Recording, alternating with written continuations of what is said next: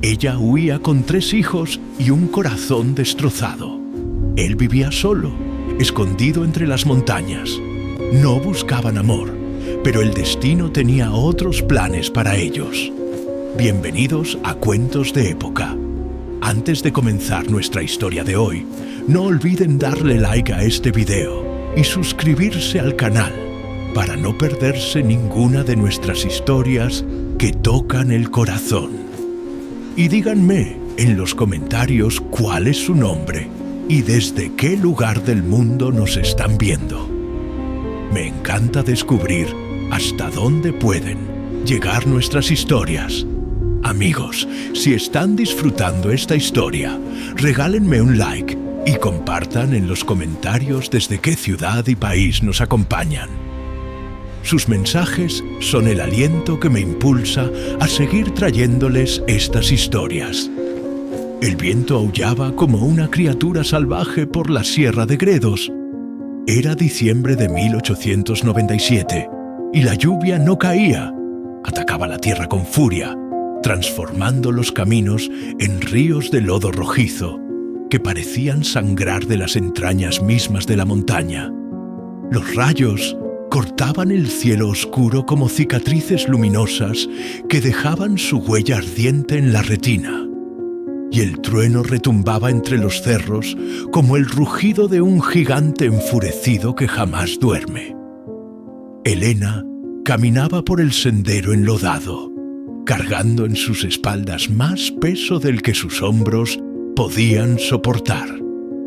No solo el atado empapado con las pocas pertenencias que había logrado salvar, sino el peso de 3 vidas que dependían enteramente de ella. 3 corazones que latían al ritmo de sus pasos, tambaleantes. Sus hijos la seguían tropezando en el lodo, casi sin fuerzas, con los labios morados por el frío y las manos entumecidas. Pedro, el mayor, con apenas 12 años, mantenía los puños cerrados, como si eso bastara para proteger a sus hermanos menores, como si su rabia contenida pudiera convertirse en escudo. A su lado, Clara, de 10 años, intentaba no llorar mientras sujetaba con fuerza la mano de su madre, mordiéndose el labio inferior hasta casi hacerlo sangrar. Y el pequeño Juan, de apenas 6 años, sollozaba bajito, sus mejillas enrojecidas de frío bajo el sombrero que se deslizaba sobre sus ojos empañados de lágrimas. Los 4 eran sombras perdidas en la tormenta, espectros que avanzaban contra el viento. Cada paso, una victoria silenciosa contra la desesperación que amenazaba con devorarlos. Elena ya no sentía los pies ni el rostro. Todo era un dolor sordo y constante que se había vuelto parte de ella. Las lágrimas que a veces escapaban de sus ojos se congelaban antes incluso de llegar a su barbilla, dejando rastros helados en sus mejillas agrietadas. Pero ella no podía detenerse, no podía rendirse. No después de lo que Francisco había hecho. La voz cruel de su marido aún resonaba en su memoria como una campana rota que no dejaba de sonar. «Arréglate sola, Elena. Siempre lo has logrado antes». Y partió montado en su caballo bayo, sin mirar atrás, sin una palabra de despedida, dejándola con un saco de harina de yuca y una promesa vacía de que volvería cuando las cosas mejoraran, una promesa que ella sabía que jamás se cumpliría. No era la primera vez que Francisco desaparecía por semanas, pero esta vez no hubo despedida, no hubo explicación. Solo el ruido de la puerta golpeando contra el marco y el sonido de los cascos del caballo alejándose en la lluvia como un latido que se apaga. Ahora, 3 días después, cada músculo del cuerpo de Elena gritaba por descanso. Sus piernas temblaban con cada paso y su espalda ardía como si cargara piedras al rojo vivo. Pero ella no podía rendirse, no mientras aquellos ojitos aún la siguieran con confianza. no mientras sus hijos creyeran que mamá podía salvarlo todo. Fue entonces cuando lo vio, una pequeña luz titilando entre los árboles cubiertos de lluvia, una ventana iluminada, casi invisible a través de la cortina de agua que caía del cielo como si los cielos mismos lloraran. Elena no supo si era un milagro o una alucinación causada por el agotamiento extremo, pero dirigió sus pasos tambaleantes hacia aquella esperanza, hacia aquella luz que brillaba como una estrella caída en medio de la oscuridad. Sus hijos la siguieron como cachorros exhaustos, tropezando con las piedras resbaladizas del camino, aferrándose unos a otros para no caer. La caminata hasta la casa fue una eternidad que se medía en latidos desesperados y respiraciones entrecortadas. Cada metro era una lucha contra el cuerpo que ya no obedecía, contra las piernas que amenazaban con doblarse, pero finalmente llegaron y se dejaron caer contra la puerta de madera pesada como náufragos contra una roca salvadora. Elena golpeó con lo poco de fuerza que le quedaba. 1, 2, 3 llamadas débiles que apenas se escuchaban sobre el rugido de la tormenta. Nada, solo el silencio aterrador de la indiferencia. Golpeó nuevamente, más fuerte, intentando gritar, pero la garganta seca no permitió que saliera más que un murmullo ronco que se perdió en el viento. La puerta se abrió de golpe. Un hombre apareció en el umbral, alto, envuelto en una camisa de lana gruesa, con barba cerrada y ojos que no demostraban sorpresa, ojos grises como el invierno mismo. No dijo una palabra al ver a la mujer empapada, temblando, con 3 niños aferrados a su falda mojada. Solo los observó en silencio durante lo que pareció una eternidad. Sus ojos eran como el invierno, fríos, serenos, pero no crueles. Había algo en ellos que Elena no podía descifrar. Elena bajó la mirada esperando ser rechazada, preparándose para escuchar la puerta cerrarse en su cara, pero el hombre dio un paso atrás. «Entren», dijo con voz grave y ronca, profunda como un pozo. Solo eso, nada más. Elena casi se desplomó al empujar a los niños hacia el interior de la casa, sus rodillas cediendo por fin. El calor los envolvió como una ola salvadora que los rescataba del océano helado. El piso de madera crujió bajo sus pies mojados. Cada tabla parecía cantar una bienvenida. El fuego en la chimenea crepitaba con fuerza y el olor a humo y madera quemada llenó el aire como un abrazo tibio que no esperaban recibir. El hombre se movió con eficiencia silenciosa, cada gesto medido y preciso. Trajo mantas, acercó bancos al fuego, sirvió agua tibia en tazas de hierro forjado que quemaban las manos pero calentaban el alma. «No es mucho», dijo mientras cubría a Juan con una manta gruesa que olía a cedro y seguridad. «Pero es mejor que la lluvia». Elena intentó agradecer, pero la voz no salía. Las palabras se atascaban en su garganta cerrada, por la emoción. Se limitó a asentir con la cabeza mientras quitaba lentamente las ropas mojadas de los niños, los guantes rígidos de frío, los chales empapados, las botas llenas de lodo. Pedro ayudó a Clara a quitarse el abrigo con manos torpes pero cuidadosas. Juan, ya envuelto en la manta, se durmió en el regazo de su madre casi de inmediato, su cuerpecito temblando aún con los últimos espasmos del frío. El hombre observaba sin interferir más de lo necesario. Sus movimientos eran económicos y precisos. Era evidente que no estaba acostumbrado a tener compañía. Cada gesto era contenido, casi torpe en su esfuerzo por no incomodar, como si hubiera olvidado cómo convivir con otros seres humanos. «¿De dónde vienen?», preguntó finalmente. rompiendo el silencio que se había instalado como una manta adicional. Elena vaciló. Las palabras se le atoraban en la garganta, pero el calor de la sala, la manera en que él no había preguntado nombres o razones al abrir la puerta, la hizo responder con un hilo de voz. 3 días de camino desde Talavera de la Reina. La carreta se rompió en la primera lluvia. Vinimos a pie. El hombre asintió despacio, procesando la información sin juzgar. No hizo más preguntas, respetando el silencio, como si entendiera que algunas historias duelen demasiado para contarlas de inmediato. «Me llamo Miguel», dijo por fin, con una voz que sonaba oxidada por falta de uso. «Miguel Enrique de Silva». Elena parpadeó, sorprendida por la humanidad en aquel gesto simple, por la manera en que se presentaba como si ella mereciera conocer su nombre. «Elena de los Santos», respondió con un hilo de voz que apenas se escuchaba sobre el crepitar del fuego.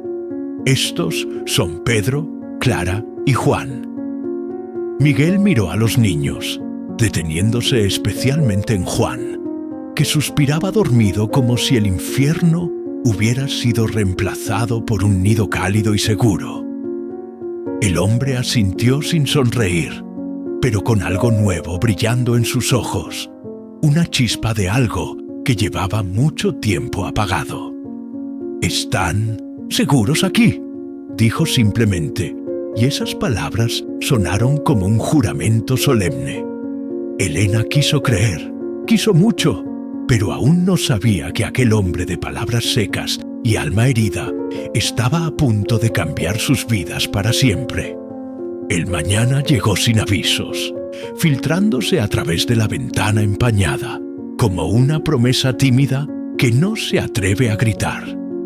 El fuego había disminuido, pero aún estaba encendido, su luz trémula proyectando sombras suaves en las paredes de madera que parecían acariciar el espacio.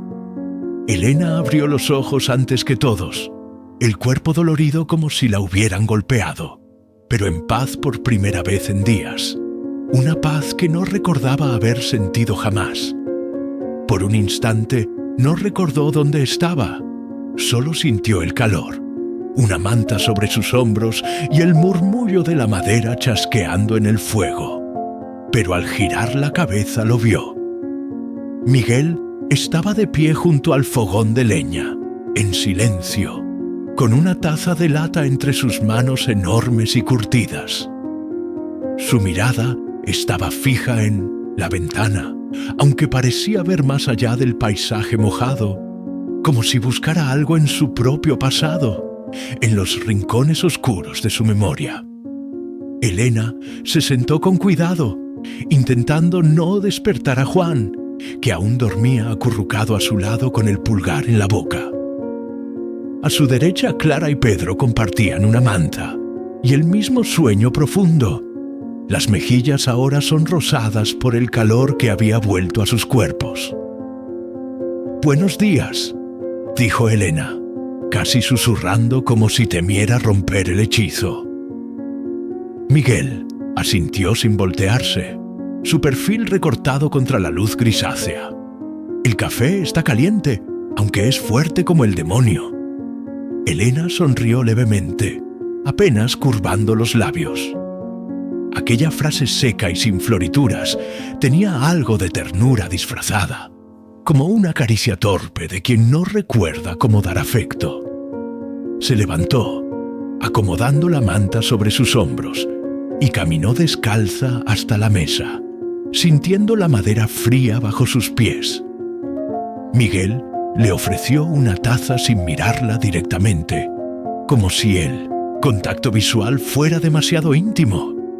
Sus manos se rozaron por un instante cuando ella tomó la taza.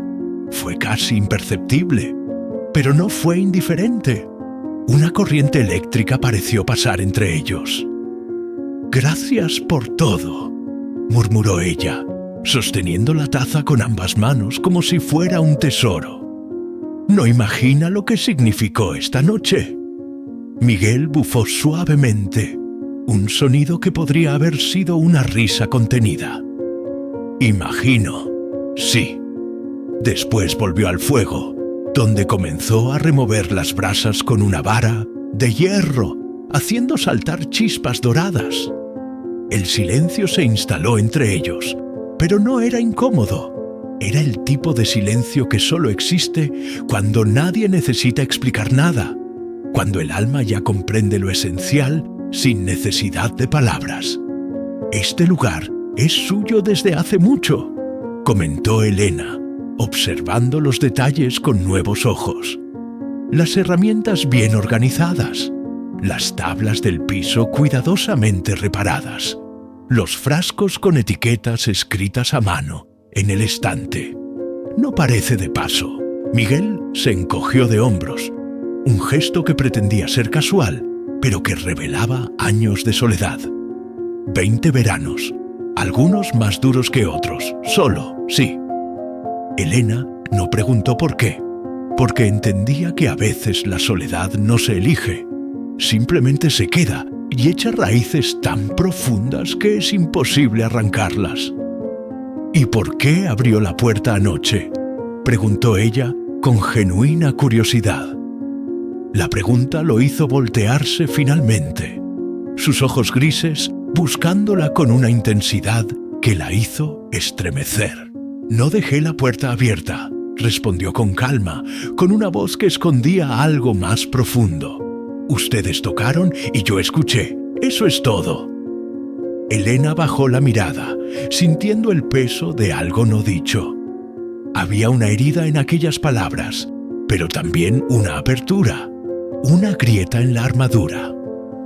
Algo se quebraba en la coraza de Miguel, no con violencia, sino con una lentitud dulce, como hielo derritiéndose con el primer sol de primavera. Los niños despertaron poco después, trayendo consigo un remolino de vida que llenó la casa de ruido y movimiento. Juan se arrastró hasta el regazo de su madre con la manta detrás de él como una capa de superhéroe. Clara se desperezó como un gato, aún medio dormida, bostezando con la boca bien abierta. Pedro se sentó en silencio, alerta, como si aún temiera que todo fuera un sueño del que despertaría en cualquier momento para encontrarse de nuevo en el frío. Miguel preparó el atole de maíz sin pedir ayuda, moviéndose por la cocina con la seguridad de quien conoce cada centímetro de su espacio, y lo sirvió en platos hondos de madera tallada a mano. No hablaba mucho, pero sus acciones eran firmes y constantes, cada gesto cargado de intención. Calentó leche, cortó pan, encendió más leña hasta que la casa se sintió como un refugio inexpugnable.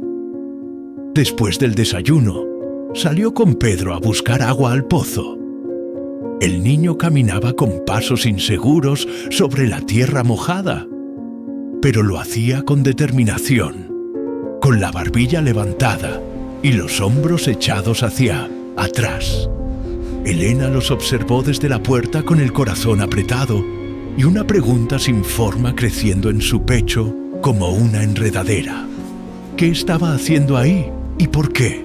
Por primera vez en tanto tiempo, no quería estar en ningún otro lugar. Clara y Juan jugaban con pedazos de madera que habían encontrado en una cesta junto a la chimenea, un caballito sin cola, una muñeca tallada de forma simple, pero que despertaba sonrisas en sus rostros iluminados. Elena se agachó con ellos, repartiendo cariño, con caricias en el cabello, aún sintiendo el calor del café en el pecho y en el alma.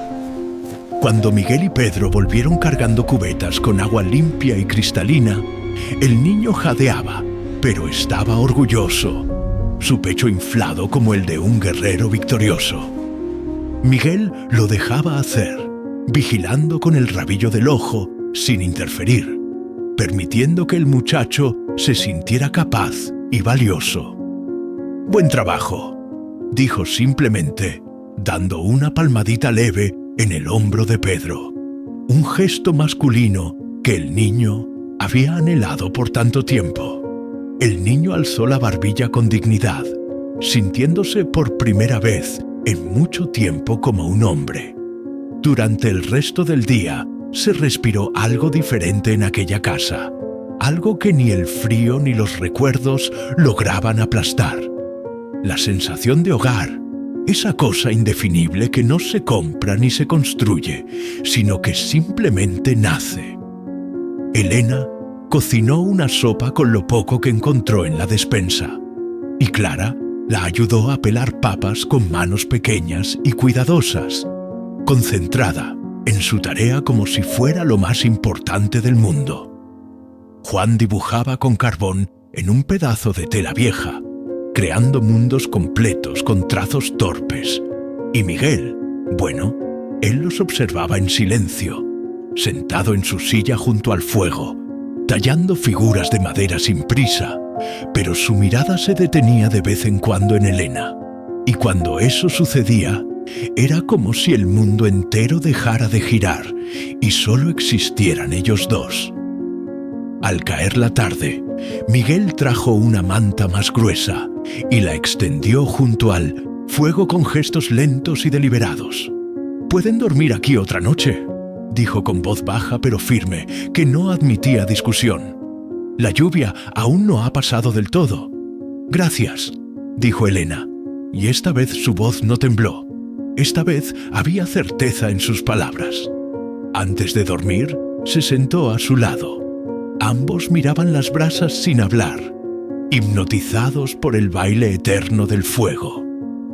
El crepitar de las llamas llenaba la sala con su lenguaje secreto, una conversación antigua que solo ellos parecían entender. «No somos una carga», dijo ella de repente, sin mirarlo, con la vista fija en las llamas danzantes.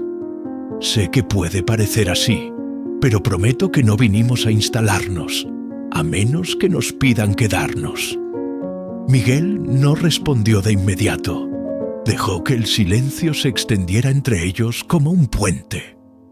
Dejó la figura de madera que estaba tallando, un pajarito de alas abiertas que parecía a punto de echar a volar, sobre la mesa. Entonces giró la cabeza y la miró completamente, sin reservas ni escudos. «La lluvia no pregunta cuánto tiempo te vas a quedar», dijo con una voz que arrastraba años de soledad.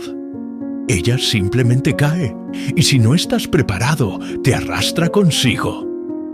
Elena lo miró sin comprender del todo, frunciendo levemente el ceño. «Yo estuve arrastrado por mucho tiempo», añadió él, con palabras que parecían arrancadas de lo más profundo de su ser. «Hasta anteayer». Sus palabras flotaron en el aire como vapor sobre café caliente, llenando el espacio entre ellos. Elena quiso decir algo, pero no fue necesario. Las palabras habrían arruinado el momento. Se quedó a su lado en silencio, sintiendo el peso cálido de su presencia, hasta que los ojos comenzaron a cerrarse. Y aquella noche, por primera vez en años, Miguel Enrique de Silva no se sintió solo en su propia casa, y Elena no tuvo miedo del mañana. El tercer día amaneció con el canto estridente de los mirlos y un cielo de plomo que no prometía ni sol ni tormenta, solo aquella calma incierta que antecede cambios importantes, esa quietud engañosa que hace que el aire se sienta denso. Elena despertó antes del alba, como si su cuerpo supiera que algo estaba por suceder, como si sus instintos la alertaran. Se levantó despacio, cubriendo a Juan con la manta hasta la barbilla, asegurándose de que estuviera bien arropado, antes de caminar descalza por la casa. Miguel ya estaba afuera. Ella lo vio por la ventana, rajando leña junto al cobertizo. Su silueta se recortaba contra la luz grisácea, como un roble antiguo, firme, resistente, inamovible, Cada golpe del hacha era seco, preciso, metódico. No había rabia en sus movimientos, solo constancia, solo el ritmo hipnótico del trabajo bien hecho. Elena observó en silencio por algunos momentos, con los brazos cruzados sobre el pecho, sin saber exactamente por qué se formaba un nudo en la garganta al verlo así, tan concentrado, tan en paz consigo mismo. No era amor todavía, pero se acercaba peligrosamente, como una marea que sube sin que te des cuenta hasta que el agua te llega a los tobillos. Poco después salió al porche envuelta en su chal, el aire frío mordiéndole las mejillas. Miguel no se sorprendió al verla, como si hubiera sentido su presencia. Solo se detuvo un instante, limpiándose el sudor de la frente con la manga de la camisa a pesar del frío, y asintió como si la presencia de ella fuera tan natural como la llovizna matinal. «¿Frío?», preguntó él, con esa economía de palabras que lo caracterizaba. «No tanto como imaginé», respondió ella, envolviendo el chal más apretado alrededor de sus hombros. Miguel le ofreció un pedazo de leña recién cortada para el fuego, el aroma a madera fresca llenando el espacio entre ellos. «Mejor secarla ahora, antes de que llegue otra tormenta». Elena tomó la madera, sintiendo en los dedos el calor que aún conservaba de la fricción del hacha. Se agachó junto a la pila y comenzó a acomodar los troncos sin que él se lo pidiera, trabajando en silencio a su lado. Durante largos minutos trabajaron así, como dos piezas de un rompecabezas que ya habían descubierto cómo encajar, sus movimientos sincronizados sin esfuerzo. «Pedro me dijo que le enseñaste a usar el hacha», comentó ella, sin mirarlo directamente. Miguel asintió, sus manos continuando su trabajo sin pausa. «Tiene buen brazo, falta técnica, pero eso se aprende con tiempo y paciencia». Elena sonrió, una sonrisa pequeña pero genuina. Él no suele confiar en nadie tan rápido. Es cauteloso como su madre. «Yo tampoco», dijo él, mirándola por primera vez en la conversación, sosteniéndole la mirada. Elena sintió el peso de aquella mirada penetrante. No era incómodo, pero sí intenso, como si Miguel estuviera intentando verla entera, más allá del cansancio, más allá de la madre desesperada, como si tratara de encontrar a la mujer que ella había sido antes de que la vida se partiera a la mitad. Aquella tarde, el ambiente dentro de la casa fue diferente, más cálido, más vivo, como si las paredes mismas respiraran con más libertad. Los niños jugaban junto a la chimenea con una energía nueva que parecía brotar de la seguridad recién encontrada.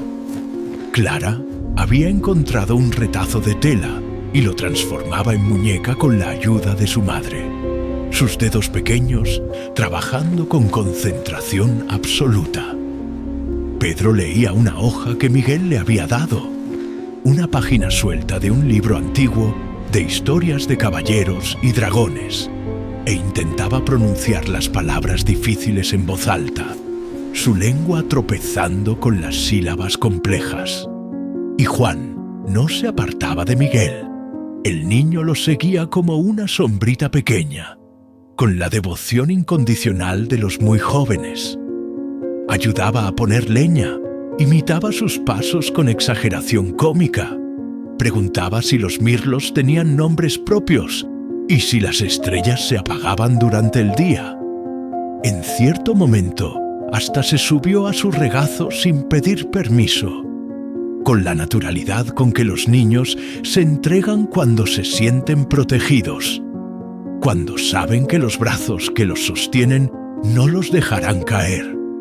Miguel no, lo apartó, acomodó mejor la manta en el niño y continuó tallando madera, como si aquel cuerpecito pequeño fuera parte de su rutina desde siempre, como si estuviera hecho para sostener niños. «¿Qué estás haciendo?», preguntó Juan con voz somnolienta, sus párpados peleando contra el sueño. «¡Un pajarito!», respondió Miguel con paciencia infinita. «Para tu hermana. Pero si quieres uno, puedo hacer un caballo». Juan asintió con entusiasmo, los ojos brillando con emoción renovada. «Uno grande y manso. Los más grandes suelen ser los más mansos», dijo Miguel, sin mirar a Elena, aunque sabía que ella escuchaba cada palabra, aunque podía sentir su mirada sobre él. Después de la cena, cuando los niños ya dormían y solo quedaban el siseo del fuego y el canto distante de algún búho cazando en la noche, Elena y Miguel compartieron un último café junto a la chimenea, sus tazas humeantes creando espirales de vapor en el aire. No era costumbre, pero estaba comenzando a convertirse en un ritual silencioso que ninguno de los dos quería admitir que esperaba con ansiedad. «Gracias por el día de hoy», dijo ella, mirando las llamas con ojos que reflejaban su luz dorada. «Por dejar que ellos se quedaran cerca, por tratarlos con tanta paciencia. Pedro necesitaba sentirse útil, necesitaba a un hombre que le enseñara sin gritarle. Clara necesitaba reír sin miedo de las consecuencias. Y Juan, bueno, Juan solo necesitaba a alguien como tú, alguien que no lo hiciera sentir que es una carga». Miguel bajó la mirada a su taza, como si no supiera qué hacer con tanto agradecimiento, como si las palabras de afecto lo incomodaran más que cualquier reproche. «No hice nada del otro mundo. Eso es lo más especial», replicó Elena con suavidad.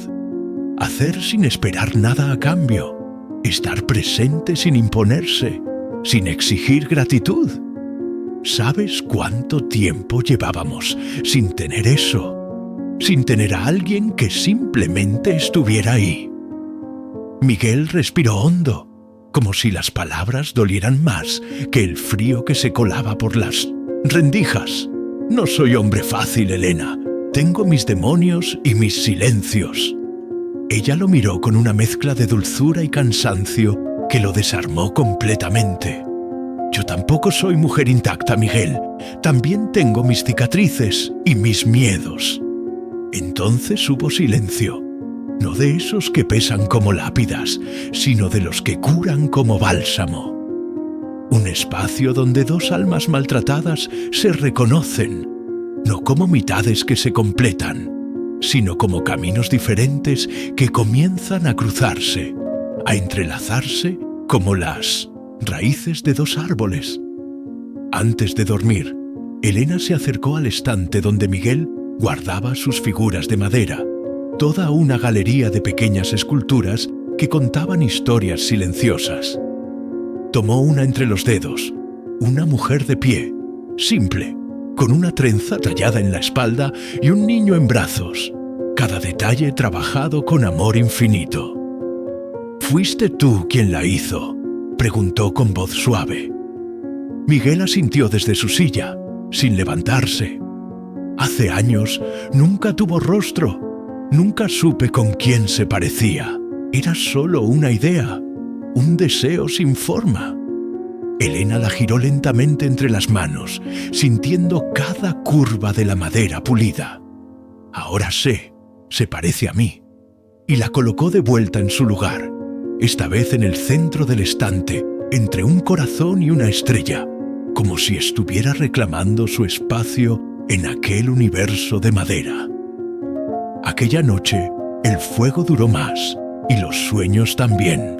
Sueños tranquilos, sin pesadillas ni sobresaltos.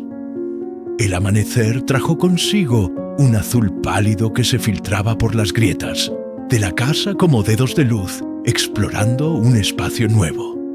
Ya no llovía. El mundo parecía contener la respiración, como si él también estuviera observando lo que sucedía en aquella casa de madera perdida en medio de la sierra, testigo silencioso de algo que apenas comenzaba. Elena despertó con el sonido del cuchillo de Miguel contra la tabla. Estaba cortando pan seco con la misma calma de siempre, como si todo en su mundo tuviera un ritmo secreto que solo él conocía. Una música inaudible que guiaba cada uno de sus movimientos. Los niños aún dormían profundamente, sus respiraciones acompasadas llenando el espacio. Ella se acercó sin hacer ruido y se quedó a su lado algunos segundos antes de hablar, simplemente observándolo. «Nunca duerme», dijo por fin, con curiosidad genuina. Miguel respondió sin mirarla, pero con un tono que ya no era áspero, que se había suavizado imperceptiblemente. «Duermo cuando el día no me necesita, cuando todo está en orden». Elena sonrió levemente, encontrando belleza en aquella filosofía simple. «Y hoy el día te necesitaba». Él se encogió de hombros, pero el gesto en el rostro, aunque sutil, parecía una sonrisa esquiva que se negaba a florecer completamente. «Hoy yo tenía hambre, eso es todo». Elena ayudó a preparar el desayuno. Lo hizo sin preguntar, sin pedir permiso, como si el lugar ya le perteneciera un poco, como si sus manos conocieran dónde estaba cada cosa.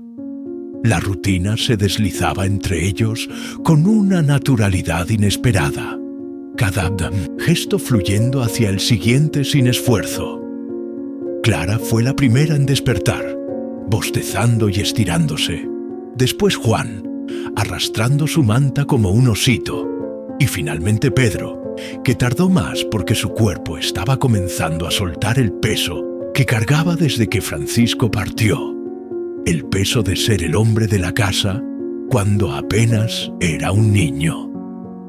Después de comer, Miguel salió con Pedro al bosque, esta vez adentrándose más en la espesura. Les enseñó al niño a identificar huellas en la tierra mojada, cada marca contando una historia diferente, a no pisar ramas secas si quería